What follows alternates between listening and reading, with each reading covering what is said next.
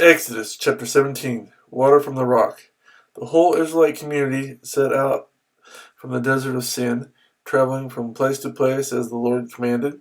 They camped at Rephidim, but there was no water for the people to drink. So they quarreled with Moses and said, "Give us water to drink." Moses replied, "Why do you quarrel with me? Why do you put the Lord to the test?" But the people were thirsty for water there, and they grumbled against Moses. They said, "Why did you bring us out of Egypt to make us and our children and livestock die of thirst?" Then Moses cried out to the Lord, "What am I to do with these people? They are almost ready to stone me." The Lord answered Moses, "Walk on ahead of the people. Take with you some of the elders of Israel, and take in your hand the staff with which you struck the Nile, and go.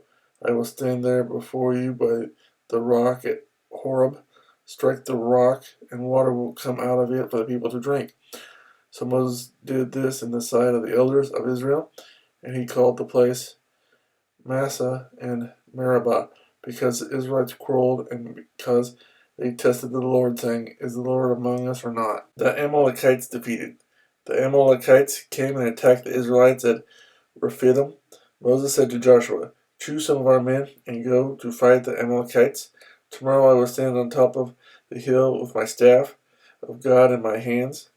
So Joshua fought the Amalekites as Moses had ordered, and Moses, Aaron, and Hur went to the top of the hill.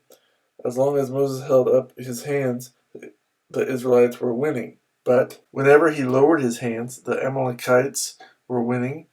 When Moses' hands grew tired, they took a stone and put it under him, and he sat on it. Aaron and Hur held his hands up, one on one side, one on the other, so that his hands remained steady till sunset.